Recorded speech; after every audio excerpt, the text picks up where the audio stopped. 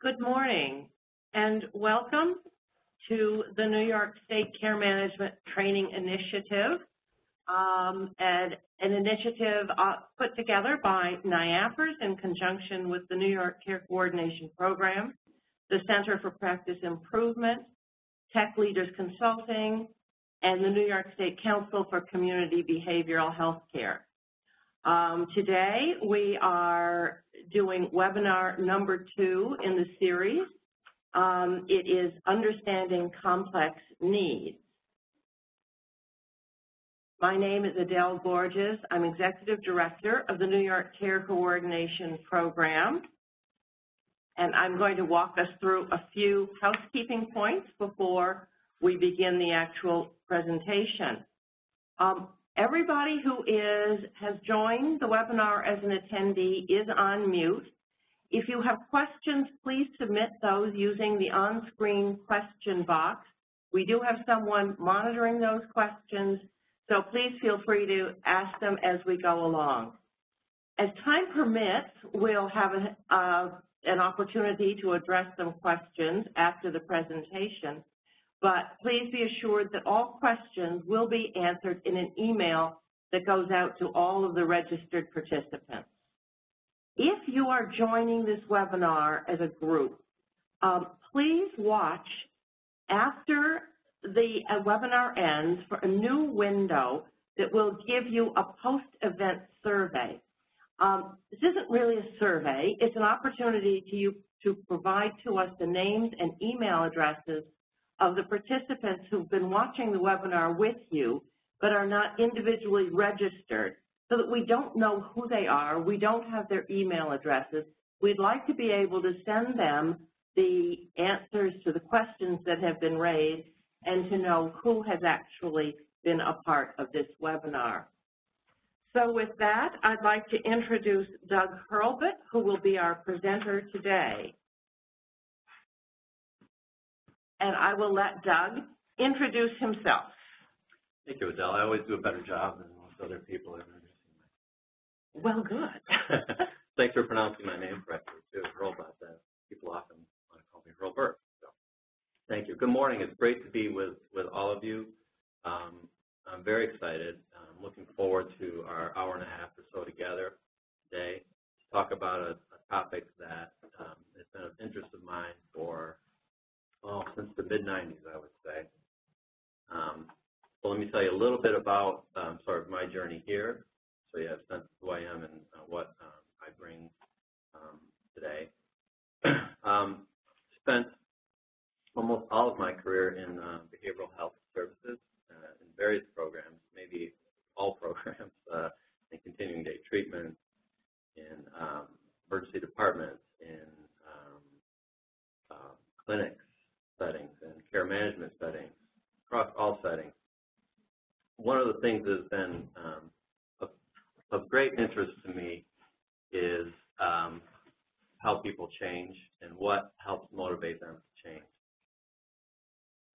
Most recently, the last change in my career was moved to more of an organizational role where I would help leaders apply the same principles that we're going to talk about today to how they change organizations, as the core of organizational change is individual change.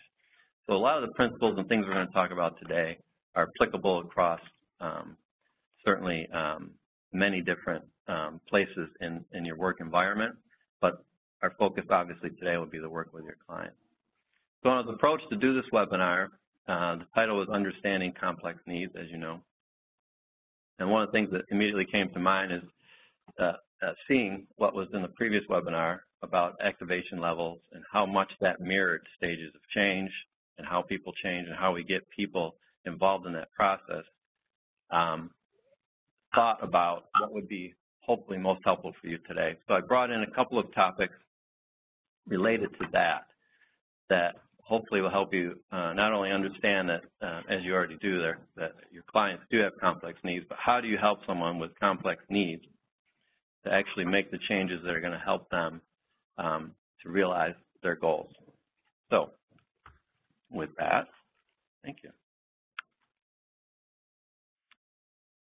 So the goal for today's session hopefully at the end of this, you'll feel like you have the ability to influence the level of your client's engagement and skill at making behavior change, using the knowledge and some of the tools that we'll provide for you today. So the idea here is, as a care manager, you're one that can have great influence. And what I would think would want to do is to maximize that influence and use it to the advantage of your client. So we're going to talk about ways that you can do that will be most effective. More specifically today, what we'll talk about are what are interventions, things that you can do that are most likely to be effective given where the client is in their change process. And then understand that once we've sort of chosen those interventions, how do we talk with clients about it in a way that's going to actually engage them in the process rather than have them, as many of us may have experienced, sort of disengage from the process for a number of reasons. We'll talk about why that might happen. And then finally, hopefully you'll feel comfortable enough at the end, and well, we'll talk about this in a second, but to use these interventions based on the content today. So obviously one of the challenges of a webinar, for me anyway, is that you're not in the room here with me, so it's the interaction, knowing whether this material is sort of landing with you or not. It's very difficult to read. Obviously, there's a challenge in terms of sort of your engagement with the content. So I hope that at the end, if there are questions, if this isn't quite landing with you correctly or not making sense, you're not seeing how it's coming together, any of those things, please, at the end, ask questions or comments, anything that would be helpful for me to know. Any feedback would be great for us to know if this is the right content. Is this landing with you? Is it making sense? Do you see how this would apply to your work or how it might not? So that would be very helpful for me. So in order to try to make this as interactive as possible and engage you in the webinar, hopefully most of you received some supporting material for today's webinar. It's a couple of worksheets and some handouts. So there's the worksheet 1, which is the personal changes worksheet, and then a handout on the processes of change. And I don't believe you got the handout on what holds you back or moves you forward. We'll go over that certainly in the PowerPoint today. And we can send that out after if you didn't get that. And then a second worksheet called My Positive Influence. And then at the end, the last is a sort of guide about SCARF that I want you to have. So hopefully you have those. And if you do, you might want to get them handy now. If you don't, you might want to run to the printer and print them out now. I can't wait for you. I have to keep going. But it'd be handy to have those with you so that you can sort of begin to work with this material. Hopefully it'll make this hour and a half go along much more quickly. So one of the, for me anyway, philosophically and sort of how I generally approach these trainings is that I think it's important that we understand that you know, we are not unlike our clients in a lot of ways. We are human beings. What we go through, the experiences we have, the change process for ourselves is not unlike what they are experiencing. So to have you be the first client today, I think is important for a couple of reasons. One is it really gives you a chance to work with the content. As you work through this stuff, it's good that you have at least someone in mind that you can apply this stuff to. And obviously you are the most readily available to you. So why not use you as the client to begin with? Also, I think that our clients would really like to know that you can relate on some level with what they're going through. And I'm sure many of you do. So using yourself as a client, you understand how change happens for you, can certainly create this sense that you understand what they're going through, the challenges that they're facing, and some of the things that can be helpful for them. I think that connection is important. So to start with you, for you understanding this, to get a sense of what this is like, and then bring that to your client interactions. Helps inform your interventions, I believe, helps the relationship, and really helps you get grasp this material. So hopefully you agree with that as we go through this. So what I'd like to do, let's start with worksheet number 1, the personal changes worksheet. So we're going to go through your own change process. So on the worksheet, you will see in the left-hand column, oh great, there it is, different categories or different steps of change. So the first one, these are changes that you have made. So this is a behavior that for you has become what you would consider a habit, something you don't think about much anymore, something that's just part of your routine. Next column below that, these are changes that you are making. This is a behavior that is not yet a habit, may feel fairly new to you, but you're beginning to act in a new way most of the time. And then the third column, these are things that you're thinking about making, changes in your life. You've decided that you want to make this change, but you're not really fully begun the change. And then next is changes you're thinking about. So these are things you're considering. You're kind of weighing the pros and cons. Should I do this? Should I not? There's probably days that you think it's a great idea. Other days you think it's not such a great idea. And then finally, changes that you maybe you've been told to make. So this is a change that you maybe didn't consider or someone else thinks you should make, but you've not really given it any serious thought yet. So about this last sort of box that we just talked about. You know, a lot of these changes can happen in the work setting, but also a personal setting. So certainly you can begin to think about your own changes, either something at work or something that in your personal life. Sometimes things in the personal life are a little easier to recall and fit into this worksheet, but certainly if there's a work example, that's fine as well. You know, one of the changes, as I was actually leaving behavioral health services to do more of an organizational development role, what was happening was health homes were coming, as you're all aware, and a sort of a change in how we begin to do our work with clients was starting to take hold.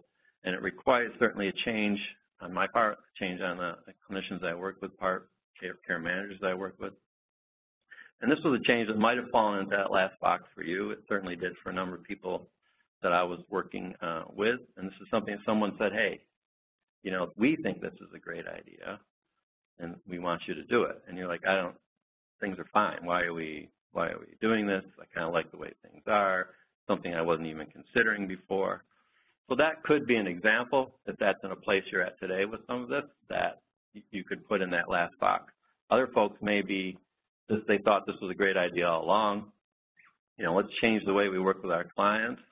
Let's change how we do interventions. Let's things we can make improvements here. You may be further along in that change process. That's just one example. I'm going to give you a couple of others to think about from my own personal examples. But that may be a work example that you might relate to a little more readily. So for me, and I think Diane's going to write these in for me. Is that pen actually going to write like a, okay. So for me, changes that I've made, which I would put in the first column just to the right of where you see the description of all the changes. One for me was exercise. So for me, exercise has become something that I just do. I don't think about it. It's something that I've been able to do for a while. I've maintained it. It's just something that there are certainly days that it's challenging, but I don't have to think about it much anymore. I don't have to push myself a lot. It's just something that has become a part of my life. A change for me that is a little less of a habit, certainly at this point, something that I'm thinking about doing or planning, I would put in the third box, and this is buying a house. So right now I'm in the process of sort of researching this. What is it I want? What do I need to do? Do I need a mortgage? How much of a mortgage? Where do I want to live? All of those things. So really, have made a decision that I want to do this, and now need to prepare myself to actually make this happen. But it hasn't happened yet. I haven't taken any action. I haven't put the house up. I haven't actually, put a purchase offer in or anything on the house. But I'm getting ready for that. So definitely in the preparation or that sort of stage, third stage for buying a house at this time. So what we're going to do now, hopefully that's clear to you, those different categories and some examples. Why don't we take maybe a minute or so, and if you would, fill in some changes for yourself anywhere along that, any of those boxes, anything you think that makes sense, or several of them. I chose 2. You could fill in 1 for each one, or you could choose 1, that's fine. But think about a change for you. Why don't we take a minute and do that?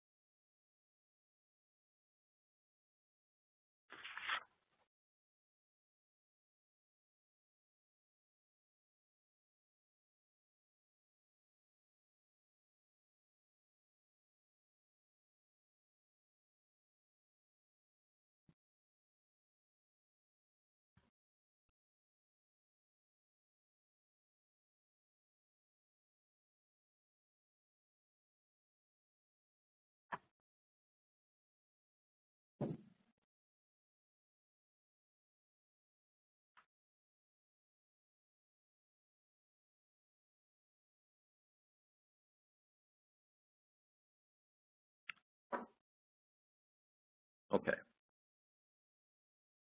So hopefully you're able to do that, or have identified things that are changing for you or have changed for you. We're going to come back to this worksheet in a moment, but I want to talk a little bit more about change and how we change before we come back to it. So many of you, when you're reflecting on your change, the changes you've made, and often when we reflect on change, we think that we kind of went from where we were to where we are, and just in a matter of days or in a straight line, no problem. We went from, not having exercise, for example, as a part of our life to it's just something we do every day now. But I think the reality, and I think if you think about changes that you made or in the process of making, is that it's not actually that way. Change has a lot of starts and stops. What change looks like more often, could you click on the...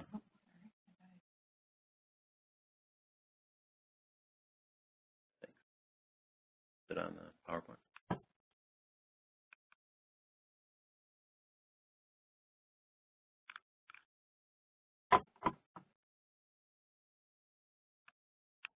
You could just advance it.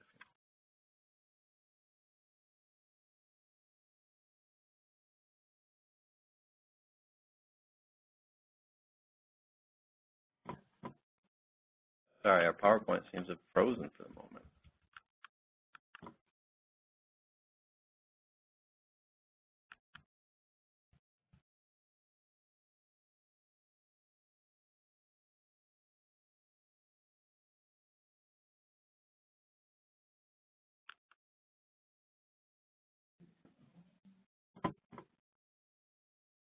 So the worksheet that you have, say you have something up towards the top of the worksheet, change that you have that's part of your life, one that you're taking action toward, how you got to that place and your sort of journey to that place was probably one that was not a straight line. So you may have started and then stopped. You may have gotten to the point where you thought it was a good idea and then changed your mind, to a point where you didn't even want to think about it anymore, or one where you were moving along fine and then there was a life event that happened or something that got in the way and you ended up starting over again. So what we tend to think when we look back, as the slide illustrates, is that we think that success is, straight line. That people who are successful, even ourselves, that it was easy, straight line, no problem. But what it really looks like is more of what's on the right. There are starts and stops. It gets a little crazy here and there, right? And eventually we end up where we are, but it's certainly not a straight line most of the time. That's why these, if we go through these stages, you'll see that this is a process, not an event, actually. And there's a lot that's happening between where we are and where we end up going. And as a care manager, I believe anyway, and I hope you agree, that part of your role at least is to help facilitate this process. So we know quite a bit. There's been a lot of research over the last decades about change and how people change and what helps people to change and what actually doesn't help people to change. So armed with that knowledge as a care manager, you are in a good position to kind of help your clients to reach their goals, to get what they want out of their life. So you bring, obviously, to the table a lot of knowledge, resources, the compassion that you have, I imagine, for your clients, the skills, the relationship. A lot of you have a lot of connections. You can get things done for your clients. You've built those relationships with other providers throughout the years that help you to really help your clients. But what we want to really think about today is how do you get your clients engaged in that process with you. You could very skillfully, I'm sure, get everything done for your clients, most everything done anyway. I mean, you're very skilled at this stuff. But how do you, again, get your clients involved in this process? If you think back for a moment in your own life, in your own career perhaps, what comes to mind for you is something that you are most proud of, something that, when you look back, you think, you have a good feeling about that. When you look back over your life, these are accomplishments that you're proud of. So when those things come to mind, are those things generally that somebody did for you, that they just, gave you something? Or were those things that, maybe you weren't even sure you could do at the time? It was a challenge, something that maybe challenged you beyond what you thought you were capable of. You put in the hard work, and it was not always easy. It was more like that crazy line of success than that straight line. The straight line stuff we don't remember as well, do we? We remember the changes and the challenges that we've faced that were not easy. And that's true for your clients as well, I think. You have an opportunity as someone who is joining with them to help them to experience that same thing you do when you look back over your life and you think about what you're proudest of. They can face the challenges that they're facing today and look back at some point and think, I did that. I overcame something that at the time I didn't believe I could do. And my care manager maybe was someone that helped me with that. So that's really, I think today, for me, that's what this is about. This is about giving that gift to other people, to clients. It's helping them to get through this process so when they look back, they don't necessarily think of us maybe, but they think of what they accomplished. And we can help them with that. We can help move them from that place where they don't even think it's possible to that sense of accomplishment and pride.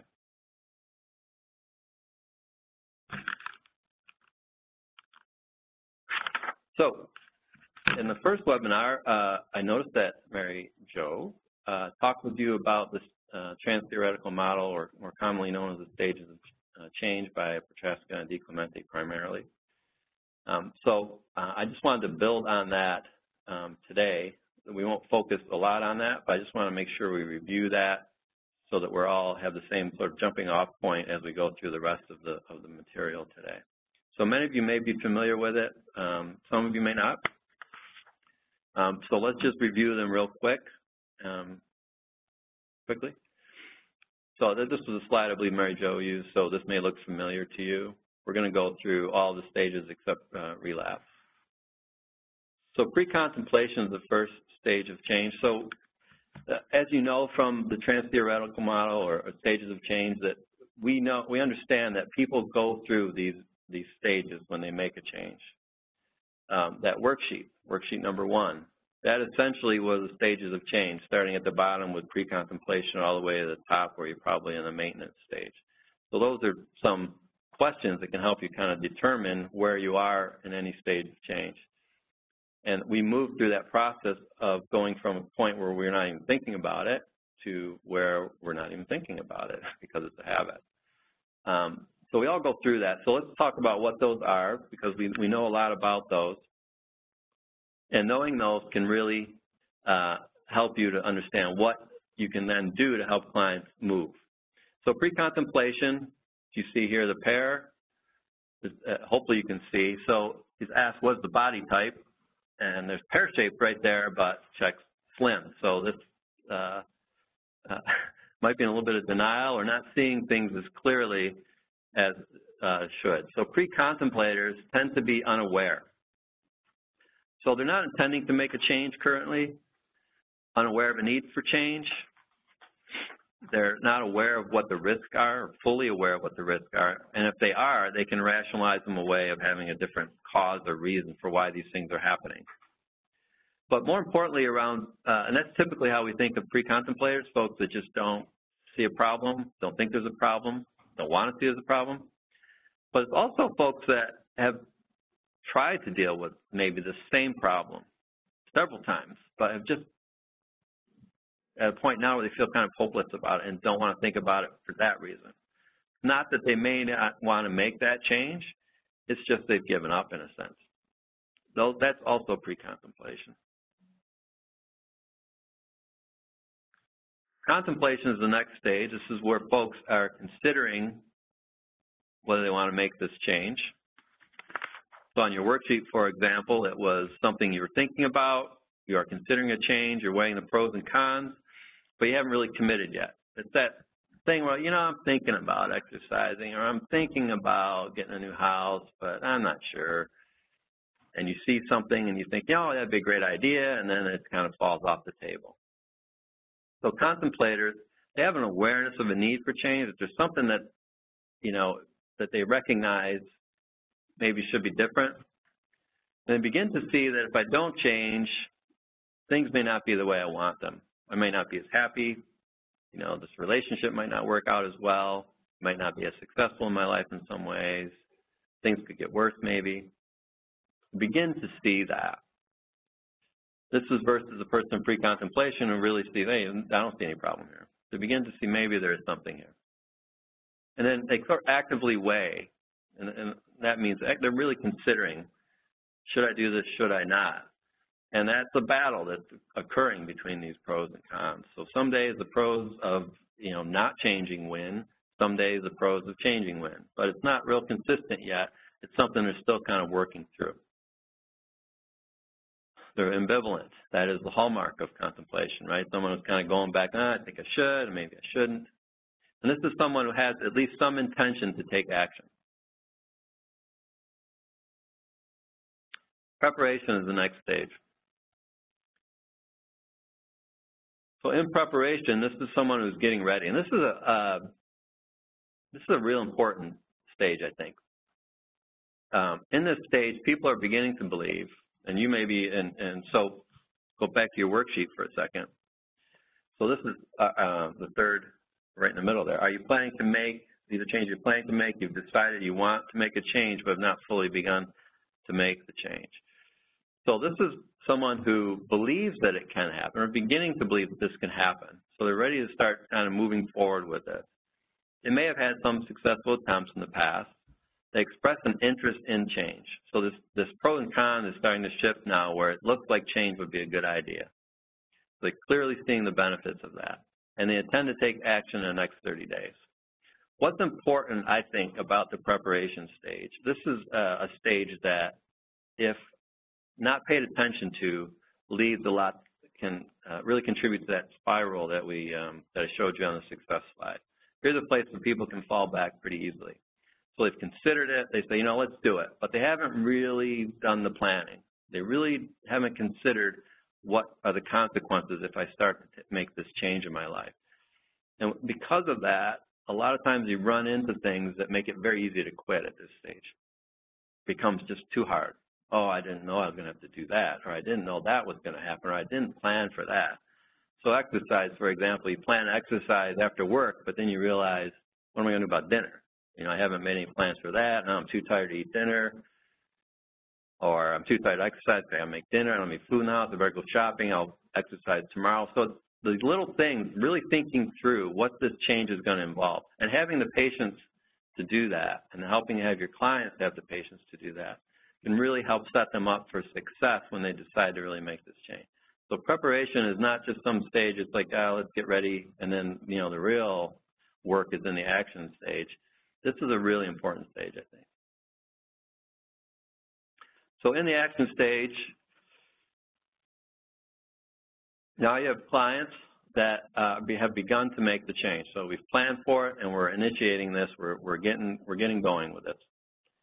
So sort of emotionally, intellectually, and behaviorally prepared to make this change consistent. So they really, you know, they can feel it. They feel it is something they want to do. They understand it, and they've got the they know what to do. They know what behaviors it is that they want to do to make this change happen.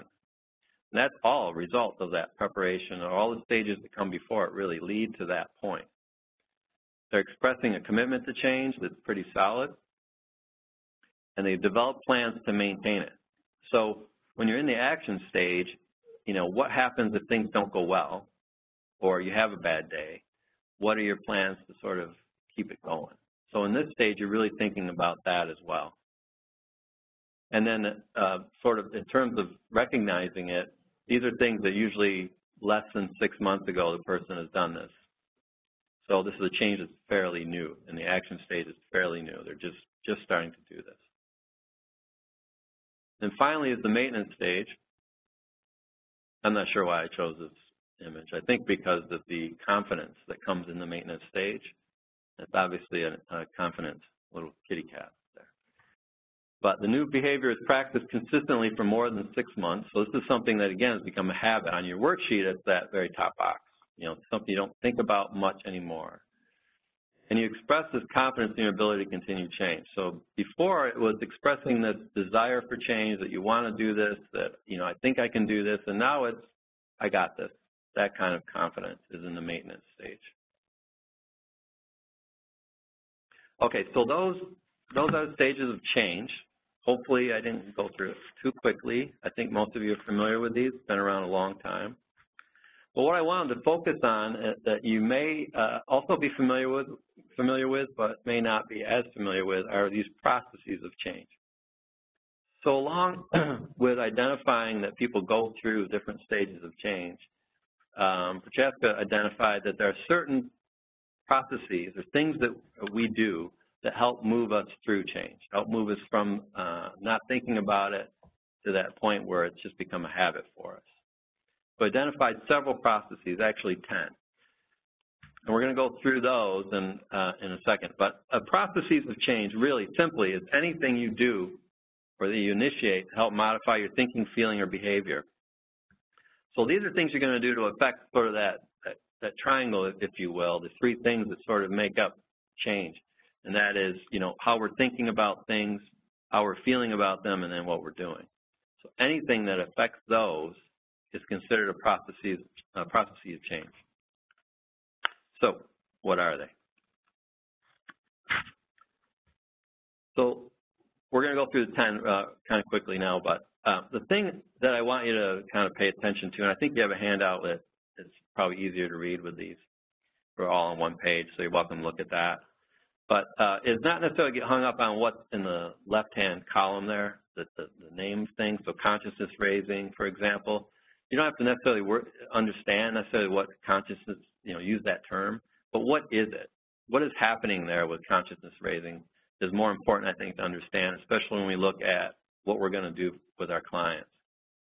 So consciousness raising is becoming more aware of a problem and potential solutions. So this is anything that sort of brings it to the attention of the person. Hey, you know, might be something going on here, a little red flag. And then, you know, what might you be able to do about that if you wanted to? You know, this doesn't necessarily have to be like that. We could, you know, there's another way if you want to consider that. So just raising awareness.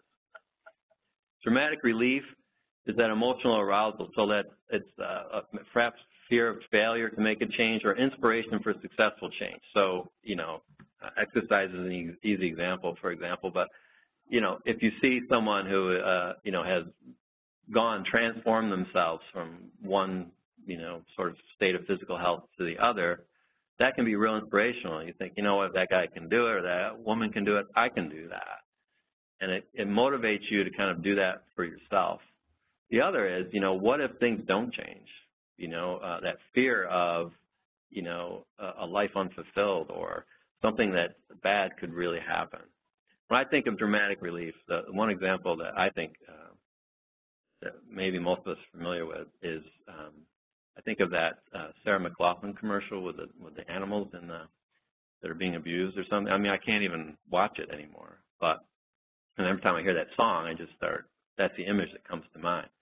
But the purpose, I believe, and it's smart, is to really get at your heart about, hey, here's a problem, and we need to do something about it. That can be a sense of sort of consciousness-raising dramatic relief, a real good example of it. So for in your client's life, it can be that example of, something, unfortunately, maybe something bad happens or they become aware of something that's really significant that really gets at them emotionally. So self-reevaluation, the third process of change, is appreciating that this change is important to your own identity, happiness, and success. So, making this change, beginning to appreciate that if I do this, this actually could be good for me. This is more of kind of how I see myself or how I see myself wanting to be than where I'm at now. This actually could increase some happiness. I might be able to have some success here. So it's sort of reevaluating where you are and where you could be as self-reevaluation. Self-liberation, believing that you can succeed and making a firm commitment to the change. So, I mean, one of the important things, obviously, in any change process is a belief by the person that they can actually make this change. Without that, you can kind of be dead in the water sometimes. So this is that idea that, maybe I can do this, there's a way through this, and I'm ready to make some kind of commitment to that. So that's that self-liberation. Environmental reevaluation is this idea of appreciating the change will have an impact on their environment, a positive one, or maybe not changing will have a negative impact on their environment. So that things around me could be better, things with my family, things at work maybe, things, where I live could be better if I make this change. Beginning to understand and appreciate that, reevaluating the impact.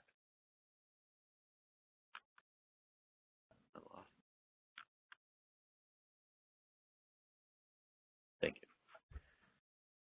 Next is reinforcement management. So this is finding those things, those rewards for the new behavior. So these are things not only that in the environment that might be rewarding for us, but things that internally we would find rewarding. I mean, this might be a silly thing, but for me, I like to, one of the things that keeps me on track with exercise, for example, is knowing that I time it so that I'm going to eat after. So my reward for doing something that some days is difficult is that I'm going to reward myself with a nice meal. For me, that works. I put off that sort of delay that gratification of eating, knowing that how much better it's going to taste, knowing that I exercise. So for other people, it's different things, and sometimes it's something outside of ourselves, right? So, what's a reward that's going to help your client? What can motivate them to try the new behavior, to think about change, for example? But I wouldn't necessarily focus on all extrinsic. I think it's easy to sometimes think, well, we'll give them something if they do that. And that can work to get things started. But really, how are you going to give your client what's important to them? What is that meal at the end of exercise for them that's going to keep that behavior going? And counter conditioning, substituting new behaviors and cognitions for the old ways of working or doing things. So this is, what is the new behavior? So I used to do this. What's the new thing I'm going to do? I'm planning for that. And then how am I looking, or how was I looking at a situation? How might I look at it differently? So certainly in the role of a helper, care manager, you would be helping them plan for what are those specific new things. But also, sort of reframing or challenging or looking at how they used to look at things and what's another way you might look at that, or what are some other ways you can think of that you might look at this. Helping relationships, so this is seeking and using social supports to facilitate change. So this is the support. These are the groups, these are other things in that naturally occur in their environment that can help support the new behavior and the change that they want to make. And stimulus control, restructuring the environment to elicit new behaviors and inhibit old ones. So you want the environment, and think about with your client, how are you going to structure this environment to trigger the new behavior and inhibit the old one? So anytime you're making a change, we all have habits of thinking, habits of behavior. That's our default, that's our go-to. How do you interrupt that process? What are you going to do in the environment to remind you, oh no, I want to do this other thing? And how are you going to restructure the environment in a way that's going to make it more difficult not to do, or more difficult to do that thing that you used to do? So that's stimulus control for restructuring the environment. And then social liberation is empowering individuals by providing more choices and resources. So what is out there for folks? What choices do they have? How can you illuminate what the choices are when people don't see choices? What are they in the environment? There's generally, I think you would agree, for the most part, there's usually more than one option for things. But when we're struggling, it's really hard to see that. How can we sort of broaden the perspective for folks? So those are the 10 processes of change. What's important to know about these, one of the things that's important to know about these, is that even though we use all of these, we don't use them for every stage of change all the time. There's certain processes we tend to lean on during certain stages of change. So for example, and hopefully you can see this okay, when you're in a pre-contemplation stage, in other words, you're not aware there's a problem, and you tend to rely on things like raising consciousness, so becoming more educated about a problem, or dramatic relief, that thing that kind of whacks you side of the head and says, oh, maybe I should pay attention to this. Or looking at your environment and thinking, is this really where I want to be, kind of thing. So when you're not aware of a problem, those are the things you tend to rely on to help kind of move you through to making a change. Obviously, if you're in a maintenance stage, so if I'm already doing exercise every day of the week, I don't need, someone coming in and telling me how awful it's going to be if I don't, or trying to educate me about the benefits of exercise. I get it. So that would be kind of a, waste of time if I'm further along. However, if I'm in the maintenance stage, certainly having a helping relationship, exercise, for example, someone that goes with me, or someone that encourages me to keep going. Those I'm going to lean on more when I'm in that stage of change, rather than when I'm not even aware there's a problem. So depending on where someone is, or depending on where you are with your change, there's certain things that are going to be more appropriate, really, or feel more relevant to you to help you with your change than others of these processes. And this slide just kind of shows you which ones, through Prochaska's research, that they found self-changers tend to use more.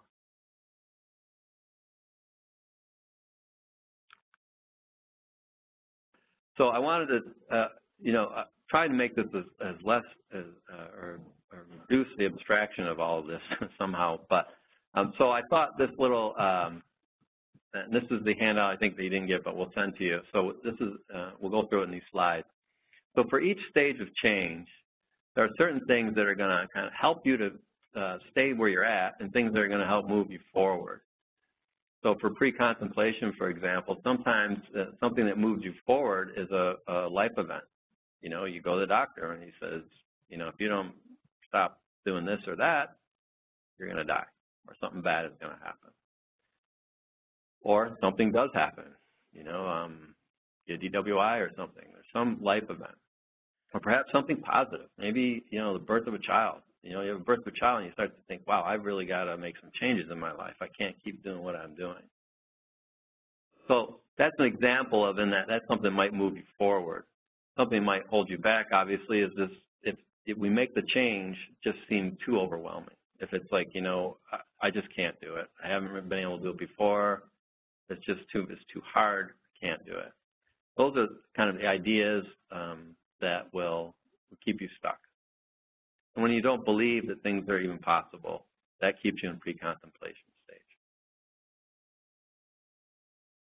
So for contemplation, similar type thing. So here, what's important is that you've connected with that this is important somehow. That there's, you know, why would I even want to do this? And what is the feeling behind it? So, you know, to go back to the kid example, you know, that might be the why. And but what is that feeling when you look at, you know, this new person in your life? What is that feeling that motivates you? What is that about? And then incentives, and what moves you forward. Incentives or changes in the environment. Sometimes this last straw, it's like, I just can't do this anymore. I really need to think about making a change. Or acquire a new perspective, which sometimes can involve that, again, that idea that, oh, maybe I could do this. Maybe there's a way through this.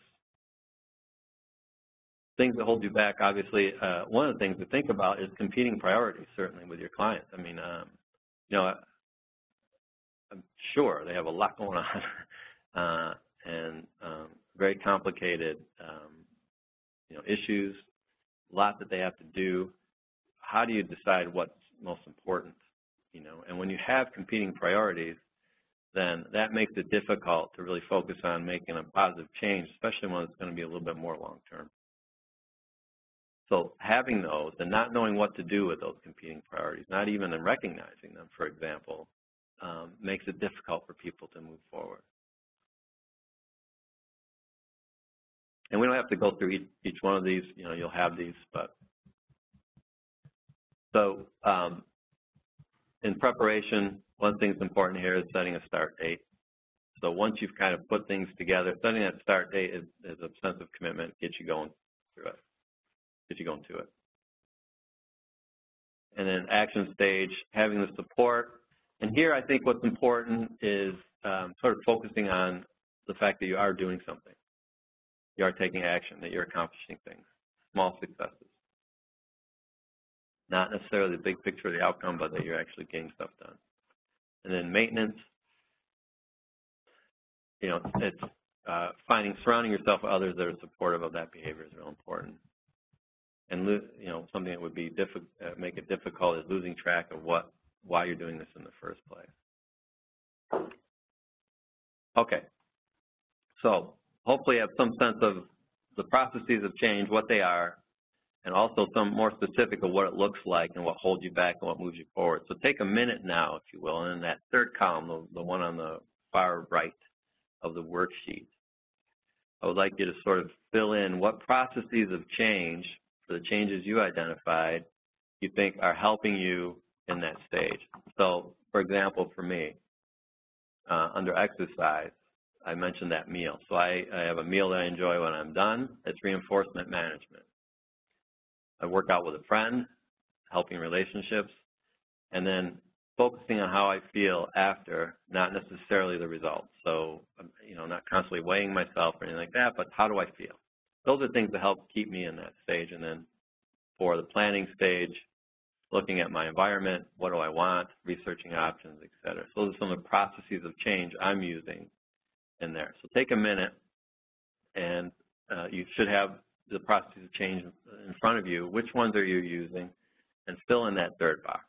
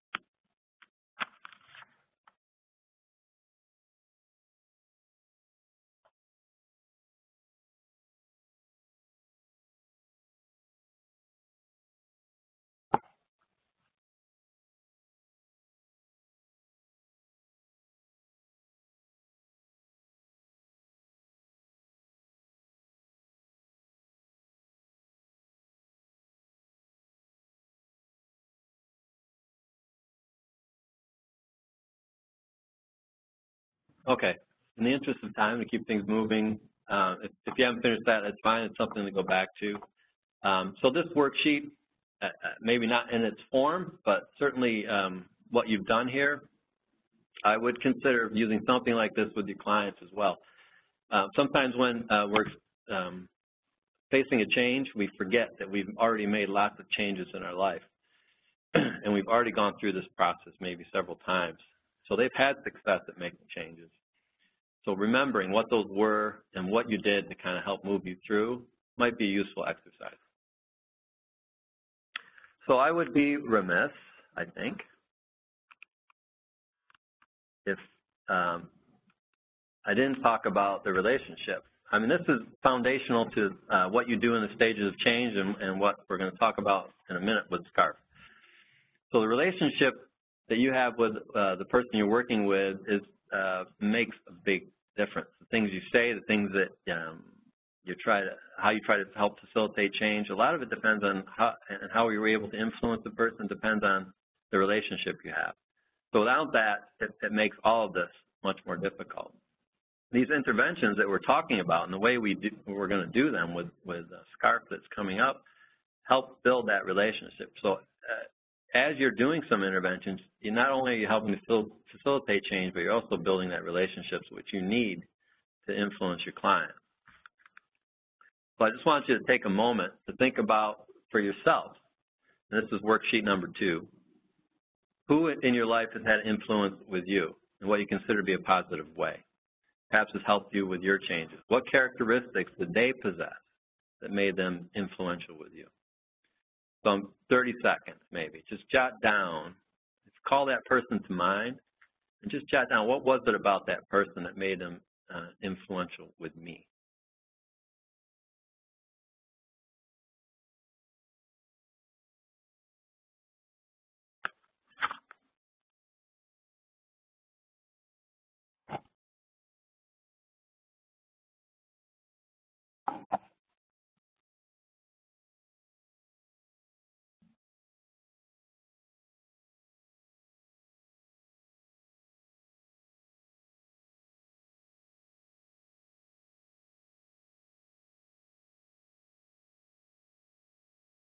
Okay, hopefully you'll be able to jot a few down. So generally, what we find that these are some of the common characteristics that then tend to promote influence with another person.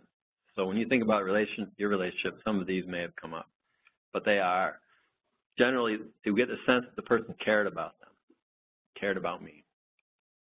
They listened to me, felt the sense that they were listened to, that they were knowledgeable, that they actually had something that was helpful.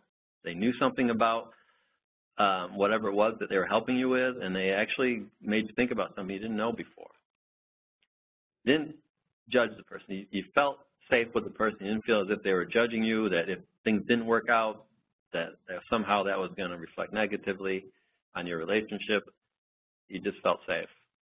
That they felt understood. Going back at the beginning, we talked about understanding your own change process so that you can understand what the person is going through. They also probably held you accountable. So not only did they support you, it gave you knowledge, you felt safe, they also kind of held your feet to the fire a little bit. And overall, they were warm. So they were someone that you felt you could approach, that you could, that you had a good relationship with, that the positive feelings were associated with that person. All these things probably led to some sense that you trusted them, that the things they were telling you, you trusted. You trusted they weren't going to judge you. They trusted you had your best interest in mind. These are the things that tend to promote influence in another person. These are the things I think when we think about relationship. There may be others that you had certainly, but 10 things we should be shooting for maybe in terms of our relationship with a person. Would they say these things about us? Okay, so we've talked about the stages of change. We've talked about the relationship a little bit. Processes of change, so what helps move people along. What I want to talk about lastly is SCARF. So SCARF is based on it's based on a lot of brain research. It's been sort of compiled by David Rock at the Neuro Leadership Institute. And what he's discovered is sort of how our brain responds to a lot of things, but change being one of them. And as you begin to become more familiar with SCARF, you begin to see how it starts to make a lot of sense and explain some of the experiences maybe you've had with your clients or with other people around change. And most importantly, with his research, we begin to understand how we can influence this process through using SCARF to help engage people rather than have them disengage from the process. So let's take a few moments to just get familiar with what SCARF is, and then we're going to apply that to a case.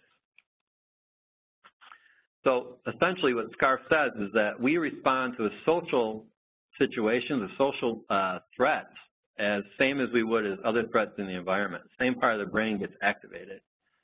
So there's this approach-avoid response, which is a survival mechanism in our brain that gets activated not only when we see a predator, but in a social situation as well.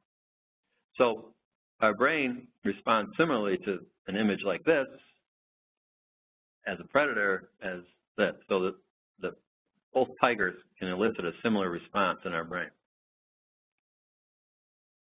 So what, in terms of social response and how it's triggered, David Rock identified sort of these 5 domains in our social relationships where this approach-avoid response can be activated. And it's when there are threats in forms of, and when we perceive a threat where we are experiencing a decrease in our status or in the certainty of what's going on, our autonomy, our relatedness with others, or our sense of fairness. So when anything across these domains is affected, we can activate that avoid response. So the threat, reward, it's basically your brain's tagging something as good or bad, and we either go towards it or away from it. So we see a tiger, generally we run away from it. Social situations, when we feel threatened, then we tend to avoid. So the stimulus is associated with this will create either of these responses. The threat response is much more easily triggered. That's sort of our default response. So because of survival mechanism in our brain. So this can be triggered just by speaking to someone that you think is a higher status. So a boss or somebody, for example, if you ever notice, or a doctor sometimes. Someone we perceive with higher status, just approaching them, we feel differently, don't we? Some response is being activated in us. And a lot of times it's that we're experiencing that threat response. The approach response is what we want to encourage, is synonymous with the idea of engagement. Engagement being this state where folks are willing to do difficult things, think deeply about issues and develop solutions. This is the state that we would like to be in with our clients. So how do we go about doing that? Well, the SCARF model, and just to sort of spell this out a little bit more for you. So status. Status just refers to my sense of importance in relation to you or to other people. That's status. Certainty is one's need for clarity about the ability to make a prediction about the future. So when we don't know what's going to happen, we don't have a sense of what's going to happen, that's a threat to certainty. Autonomy is tied to our sense of control over events in our life, that we have choices, that our behavior actually makes a difference in a situation. Relatedness refers to one's sense of connection to or security with others. And then fairness is just that in the fair exchange between people, that, someone is treated the same way that I am. So let's talk about each, and then kind of what can be done to increase the threat response and increase an approach response for each one. So for status, giving advice or instructions are simply, down to the third bullet, simply is suggesting someone is slightly ineffective at a task and increase the threat response. When I think about our clients, just to go back for a second, and I think about SCARF and all those domains, at least the clients that I've, certainly had many years working with, their environment is constantly creating threats in those. Status is, their status is often being challenged. Their autonomy, choices are being taken away. How they relate to others, it's become much more difficult. Fairness, life does not seem fair. All of these things are affected. So they come to us a lot of times with this threat response already up there. So how do we decrease that? So just by a client who's already sort of that threat response is activated, and they come and you start telling them maybe what to do, giving instruction, sometimes that can increase that sense that this person, knows more than me, thinks they know more than me, is better than me in some way. That, again, is going to create this, I'm going to kind of go away from you response. What can sort of increase that, engage the person more, is the feeling that someone is learning and improving when attention is paid to that improvement. So what have they already accomplished? What are things they've already done? Recognizing that increases the sense of the person's status, lowers that threat response, gets them more engaged. Again, this is an unconscious process for people, this SCARF. This is your brain reacting. Certainty. So again, one's need for clarity or ability to make predictions about the future. So creating a sense of certainty is rewarding. We all are rewarded by that hook in a song, right, that we know is coming. Simple repeating pattern. Why do you think we like that pop music so much? This is why. Because we like to be able to predict. That is rewarding to us. If we know what's going to happen, we think that gives us a good feeling. When we don't know what's going to happen, then the threat response is activated. People differ in this. Some people, their tolerance for this is different. So, certainly don't assume that everyone has the same need for certainty, but know that uncertainty can create and trigger this threat response. So what do you do about that? So making it, breaking a complex task down into smaller tasks, establishing clear expectations, be as explicit as you can be. This is what I'm going to tell you. Tell them that. This is what I just told you. All create that sense of certainty. Autonomy, so having that sense of control over one's environment, a sensation at least of having choices. So being micromanaged or giving one choice increases that threat response. So whenever we've narrowed it down and given people an all or nothing, one choice, then their threat response is activated and they're less likely to think creatively and engage in a process with us to actually think through and solve problems. So can we frame choices?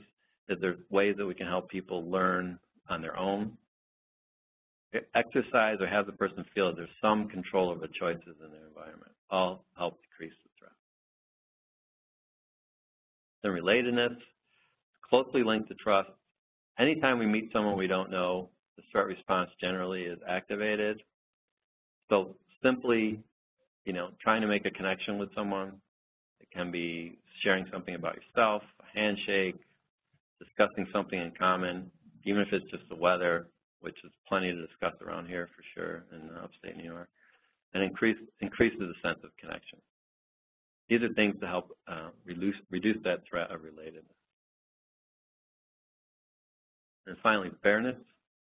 So this is, and we've all experienced this, all of these actually, but certainly when we feel like there's different rules for different people or people are being hypocritical, they say one thing but they actually do another, that activates that threat response. So how do you reduce it? Be as clear about expectations as you can in all situations. Allowing a client also to kind of help set up what are these expectations, what are the objectives that we're working on, what are we doing together, so that they have some sense that you're working in a way that involves them, that they understand that there's clear expectations and that you meet those expectations. That reduces that threat, again, engages them in the process. So hopefully, we kind of went through that quick. At the end, I think you'll have access to the PowerPoint maybe at some point. But certainly, if you want more material, there's a way to get hold of me. But the article that a lot of this is based on some of the research, or you can just Google David Rock if you want to go more in depth about SCARF, because I kind of went through it quickly. There's a lot of research that's being done about this, and I think it's really useful information. And when you kind of sit and think about it, it makes a lot of sense. If you think about your own experience and your experience with your clients, you know, how easily it is to sort of trigger this response with folks where you end up sort of at odds with them rather than engage with them.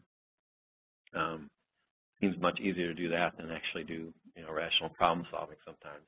It might be because their threat response has been activated unknowingly by us. So the key with all of this, with any intervention, I think, is, and where you want to get to, or where I always wanted to get to, was a place where I'm being intentional about what I'm doing with folks. So with SCARF, you're being intentional about how you're talking to people because you know you want to lower a threat response, rather than sort of going into that interaction and not really being aware of what you're doing and how you're saying things that might affect them. So here's some quick examples, and I can't quite read them, so maybe I just wanted to see or show you what this might look like. So we'll just take a couple. So the status domain. So you know, it's the difference between saying to someone, I know you want to try to live on your own, but that hasn't exactly worked out well for you, has it? So that is going to increase someone's threat response. Versus, hey, you know, you've learned a lot about what it takes to live on your own alone. I think you just need a few supports, and this could work out really well for you. So again, identifying that the person has had some success, and they can build on that, versus reminding them that it hasn't worked out so well. If you go down to autonomy, so rather than, hey, this is what you got to do now, here are a couple of options that could work. Which do you think you would prefer? So as much as you can offer that, the better. Relatedness, it seems like a simple thing, but you know, it's someone saying, you know, I can't share anything about myself, completely closed off. It's hard for the client to relate. Simply identifying what your favorite color is a way of relating to someone sometimes. I mean, there's more than that, obviously, but, you know, green is my favorite color. I mean, maybe that's their favorite color or something. I mean, but just that simple act can increase relatedness, lower the threat. So those are just some examples that I wanted you to see how that might play out in terms of the words that you use. So let's put this together. We'll go over a case real quick of how this might actually play out. So obviously, first and foremost is establishing that relationship. So having a relationship with the client, and anything you can do to make that be in as good a place as it can be, it's going to help you with everything that follows. So we establish the relationship. We identify where are they in their stage of change. You know, where are they in terms of making this change in their life? Are they not even, you know, they didn't want to hear about it from me, all the way to they're asking for help.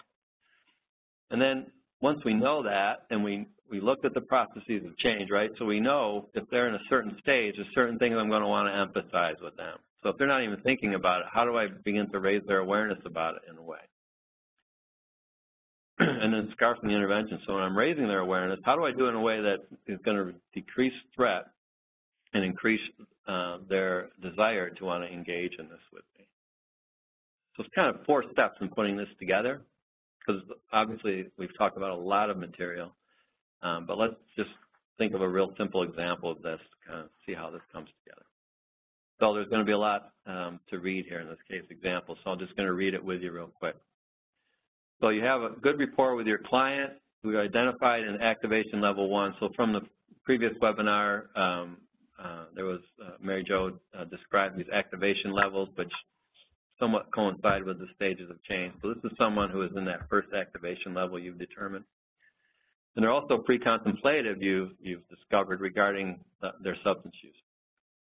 So you want to influence your client to begin to understand the role their behavior plays in the negative health consequences that you're seeing, and they may not be fully appreciating yet. So through your establishment of this relationship with the client, you've determined that because they've had many failed attempts at dealing with their substance use, that's why they're in the pre-contemplation stage, they're somewhat discouraged, and therefore disengaged from the whole change process. So you know that across the SCARF domains, they have had a heightened threat response, as they have been told and probably believe that they're a failure, right? They have many failed attempts. That's a hit to their status. They're already coming to you with that threat activated. engage just because of that. Their problems probably seem overwhelming, impossible to solve. They haven't been able to do it very well. Their options are being taken away one by one.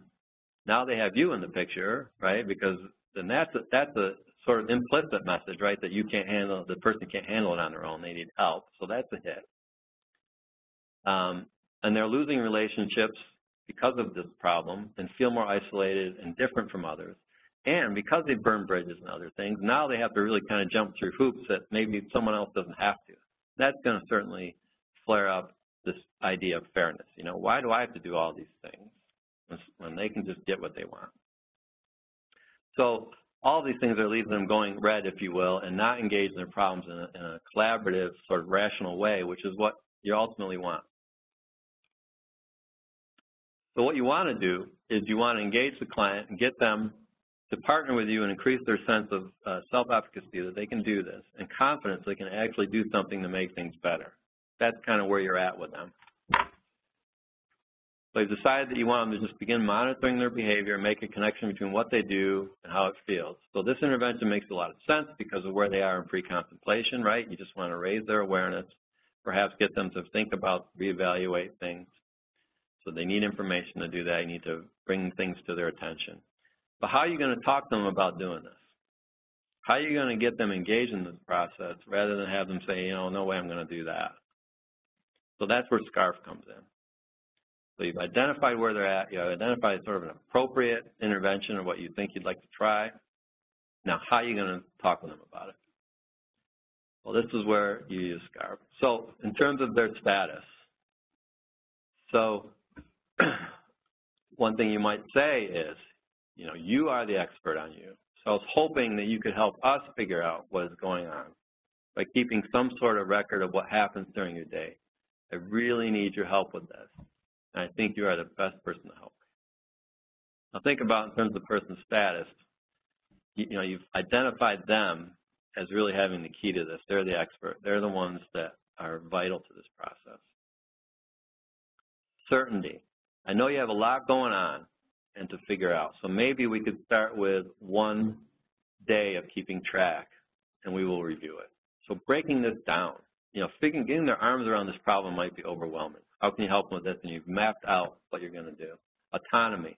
There are a number of ways that this can work. You know, up to this point, you haven't said exactly what you want them to do. You just said, hey, I want to start keeping track of this. So do they have any ideas about how you can do this? If not, then maybe there's choices you can offer them. Relatedness. I'm really interested in learning about what your life looks like from your perspective. You know, you really want to sort of understand from them what this looks like. You're trying to relate to them. You're telling them, I want to be able to relate to this. I want to understand this. And then fairness. I know this might seem like it's just one more thing they're being asked to do. And if it's just too much, we can figure out what makes more sense and feels doable and fair to you. So you're recognizing that this person is probably being asked of them already, a lot of hoops to jump through. People are on their case. They recognize this might be a little much, might not seem fair. Why do I have to do this stuff? You're recognizing that and acknowledging it and joining with them in what can we do about this. So hopefully you see how you talk to people about that one intervention, if you think about it from the SCARF perspective, increases your odds that they're going to join with you. So it's not just knowing what to do, and this is how you do it. How do you get the person engaged? That's where SCARF, I think, can be really helpful. Okay, that was a lot of material, and we're at 10:15, it looks like. And I definitely want to make sure you have time for questions or comments, something that either didn't make sense or does make a lot of sense. I'd love to hear that. If this makes a lot of sense to you, that'd be great. So I'm not sure how we open it up. Okay. We do have two questions. So great. First question for you, Doug, is when it comes to trying to encourage a client to change their way of thinking, how can you go about that? Especially if you have clients who have been doing the same thing for over 20 years. They recognize the need for change, but have refused to act on it. Okay, so you have a client that is deeply ingrained in a habit of thinking and behavior for 20 years, and you want to begin to get them to sort of think about this in a different way. So it sounds like this is someone who is maybe in a pre-contemplative state, and you want to sort of, again, what are the processes of change for pre-contemplation? So how can you get at the feeling part of the person as well as how they think? So what matters to them? What is it that's important? What is the impact of this? What is not happening because of this?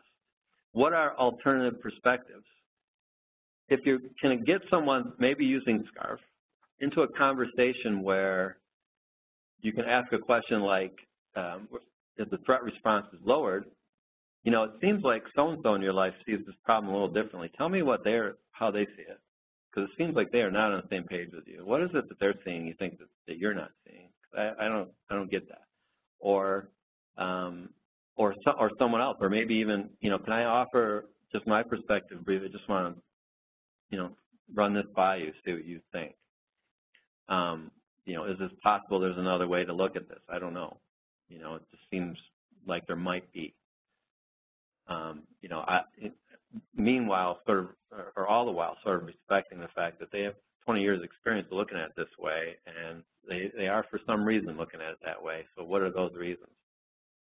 Those are some things. I mean, you know, the idea with the processes of change and the grid I gave you was to really kind of take those things and think, all right, for this client, what might that look like? And for this client, it may look like some of those things, and what you might specifically say would obviously vary. But if you're paying attention to where they are and you're kind of looking at those boxes and saying, what can I do to kind of do these things, and how can I do it in a way that's going to engage them, then you're on the right track, I think. Hopefully that's helpful. It's hard to when it's not specific. But Lisa, there's another question? We do. We have one more question in regards to worksheet 2. Yes. Clients may remember who has helped them change. They unintentionally hurt the one who is helping them in the process. How can care managers continue to work with the client without feeling offended? So this is I want to make sure I understand it correctly. So this is someone that you've tried to help or is engaged in the helping process, and the care manager is somehow, something has happened in that relationship that has not gone well. And how do you, as a care manager, not take that personally and stay engaged with the client? Okay. Well, I would look at your own SCARF, to be honest with you. You know, why are you disengaged? Is it because there was a threat to your status, your certainty, your autonomy, relatedness, fairness? You know, was there something the client did that affected you across those domains? And then what can be done then to kind of lower that threat response with the client? I mean, I think that's one way of looking at it. I think there's a number of ways. But certainly just using the material today, again, this stuff isn't just your clients. You're a human being. These SCARF applies to you.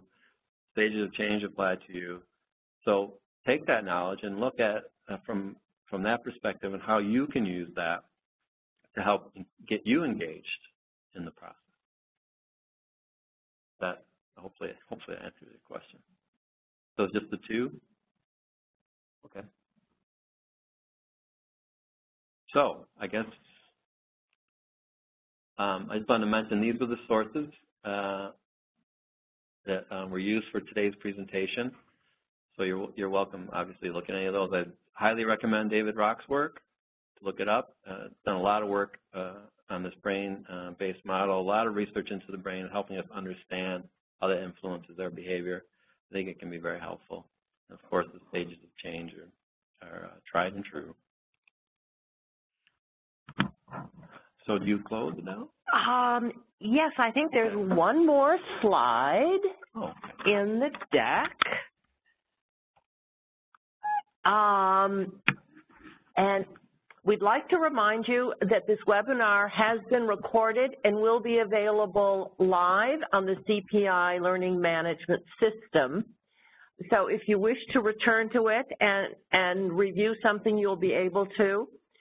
Also, this topic will be the subject of the upcoming Supervisor Online Learning Collaborative meeting, where we will discuss with supervisors how they might work with their care managers to develop the type of competence that we're talking about. I have to say that personally, I think this is very exciting, and I'm hoping that we might be able to put together a group of case studies that would illustrate how you might scarf a particular situation or set of challenges. I think the care managers are generally looking for specifics on how they might apply it. And then, as you'll recall from the first webinar, there is the Supervisor Learning Collaborative, how to supervise for this competence, then a period of about 2 weeks to practice it, and then a report back session in which you'll let us know what worked, what didn't work, what additional resources you might be anxious to have available to you. So, Doug, thank you very much. This is a lot of information for all of us to digest, but hopefully very helpful to the care managers in the field doing the great work of health home care management. So thank you, Doug. Thank you to all of you. Don't forget, if you are watching with a group, we encourage you, when this webinar stops, to stay and watch for the post-event survey to give us information for people who have been part of this webinar but have not signed in because they're watching in a group situation. So, thank you, Doug, and thank you to all of you who have participated in the webinar today.